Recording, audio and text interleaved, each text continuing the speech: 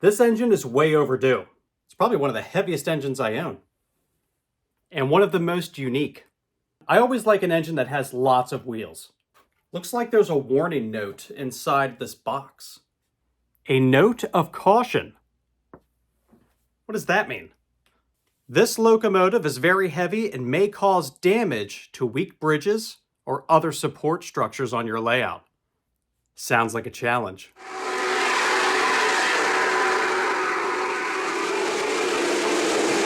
S1, T1. Who won the whistle battle? The pop-off valve won't stop.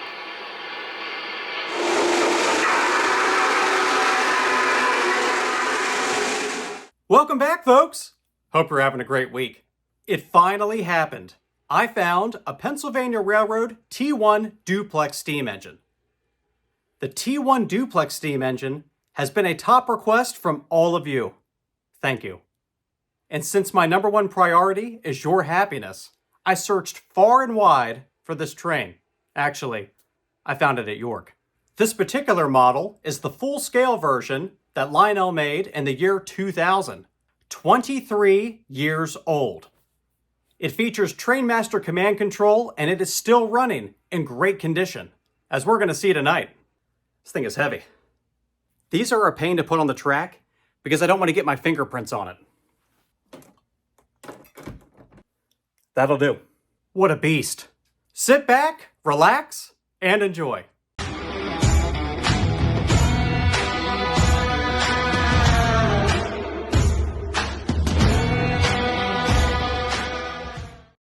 Before we get into the details of this awesome engine, I have to give a huge shout out to my friends at trains.com. That's trains with a Z. I found this T1 steam locomotive in their booth at the York Train Show in York, Pennsylvania.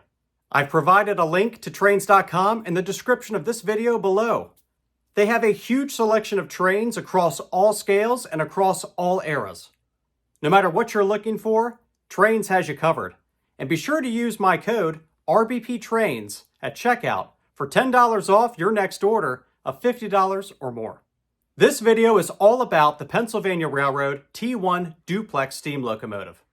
This is another one of the more unique engines that were made. These streamlined steam locomotives are always cool to see.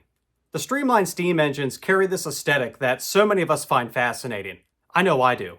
And the T1 stands among them as one of the largest streamlined steam engines ever made.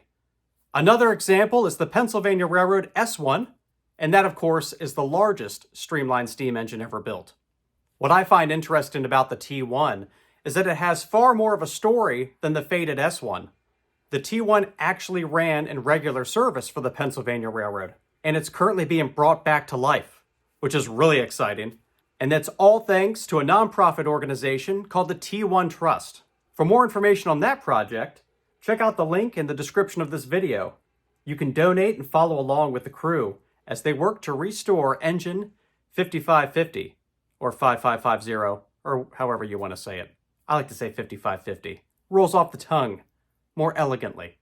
The T1 class locomotive was introduced in 1942 as a competitor to the rival passenger service, such as the New York Central Hudson, which is my personal favorite. I don't know how I feel about this rivalry. I still like my Dreyfus and my Empire State Hudsons. The T1 was also a competitor to the rival mountain or northern steam locomotive designs that other railroads were using at the time. The railroad faced a unique challenge because they needed more power. The other roads were adding these steam engines that had all this power, and the Pennsylvania Railroad was trying to keep up. They were using the K4 Pacifics, and they were double-heading them to pull these trains. And the road was really looking for a way to reduce costs and build an engine that could pull these trains more efficiently with much more power. This would remove the need to keep double-heading engines and the additional maintenance costs and the additional crews that you need when you're running more than one engine, especially a steam engine. The idea made sense to me. Huge, fancy-looking steam engine with one crew, reducing costs, and it removes the need for two locomotives on a single passenger train. T1 for the win. If I had been alive in 1942, I would totally go out of my way to ride behind this train, or at least see the locomotive. The T1 Duplex would go on to enjoy roughly 10 years of life before being replaced by more modern diesel locomotives. It's just so sad. All these steam locomotives, you know, all this, they have their moment of glory and then poof. Luckily, we have these model trains.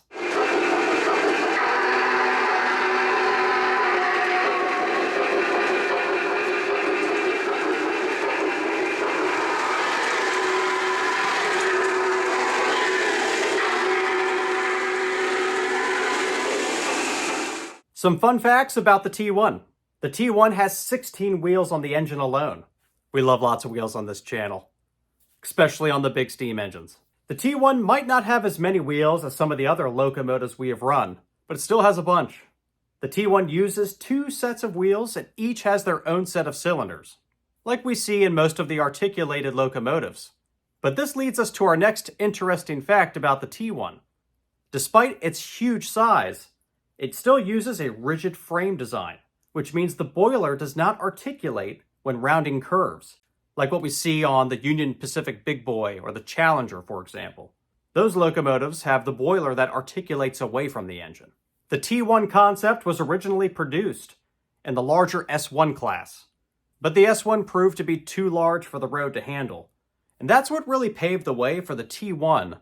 If you look at these engines side by side, the T1 is much smaller than the S1. Let's see how this T1 stacks up next to the larger Lionel S1. First, we got to get some stats. So if I measure the whole engine, we're just about 31, 32 inches, okay, give or take. And you can see, I mean, that's not a small model. That is big. The S1 is creeping into the shot, and it's still one of the largest engines on my layout. That's a lot of smoke. So you see the difference in the smoke effects in the newer models versus the TMCC. Quite different.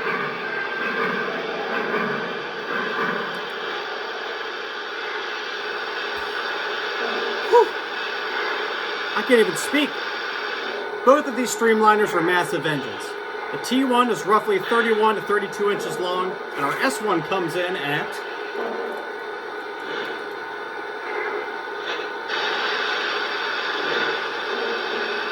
right around 35, 36 inches.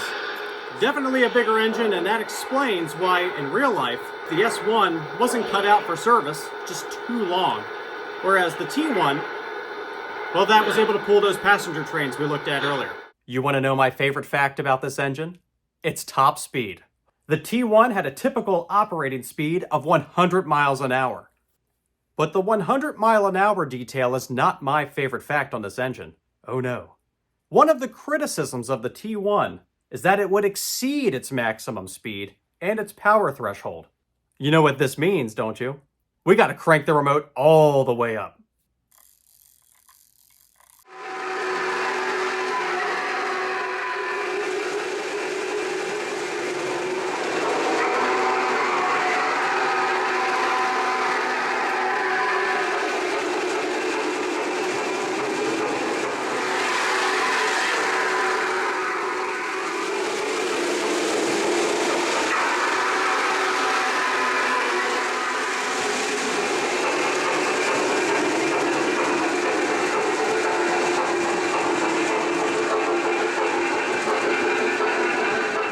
Let's talk about this Lionel model from the year 2000. Like I said at the beginning of this video, this is a full-scale 1/48 prototype of the T1. It is 3-rail. I know when we talk about scale and 3-rail, we good? All right, go easy on me. Lionel did make a Lionmaster edition of this engine, which is a semi-scale model, so slightly smaller and able to negotiate much tighter curves. And I know a lot of viewers have that one of their own. One of the interesting things about this particular model is it predates some of the other Lionel technology that we've seen. For example, it does not have their Odyssey speed control system, so it operates much like a conventional locomotive. I can't make this engine crawl around the layout the way that you see some of these other engines. Made it kind of challenging when I was recording it, to be honest with you. Luckily, it's really heavy and it's really smooth, which helps to keep it very steady while it's rolling around the layout.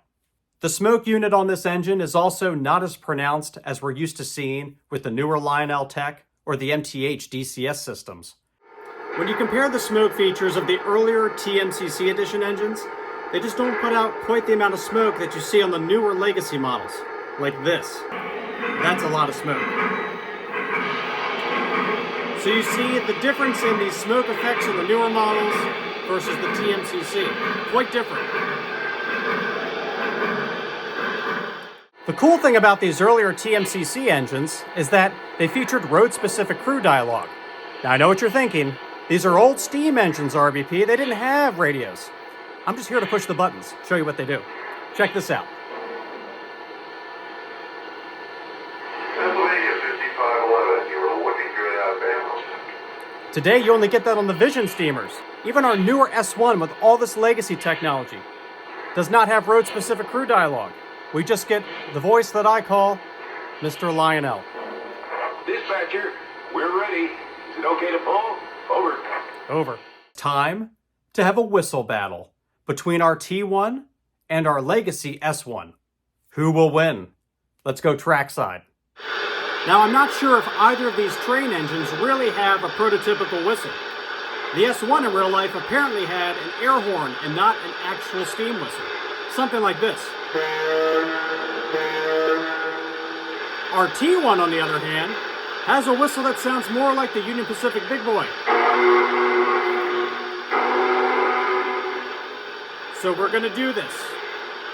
S1 versus T1. Leave me a comment and let me know which one you think wins. We're going to start with the T1. And now the S1.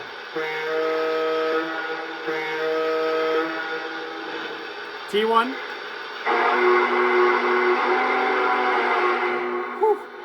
That was a good one. And the S1. Let me know. What did you think?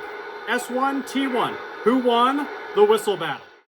Joining our T1 tonight is this vintage Lionel set from the MPC era. These are a set of Pennsylvania Railroad F3s. F3s are always fun to watch, and I really enjoy the vintage vibe of these F3s. I've hooked up some scale freight cars to them just because it looks cool, and we'll have these running around the track along with our T1. Enjoy.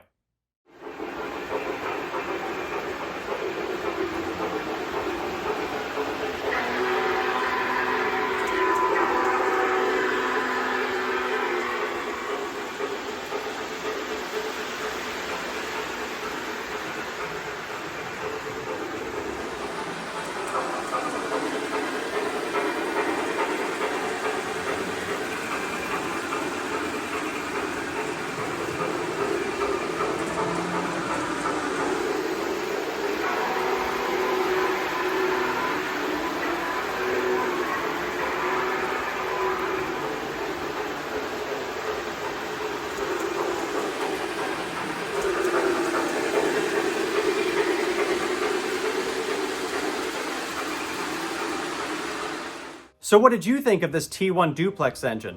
What was your favorite feature? And what engine do I need to get next, now that I've gotten this one? Leave me a comment, let me know. As always, a huge thank you to all of my subscribers and everyone who's been supporting this channel. My name is Chris, and this is RBP Trains. We'll see you next time.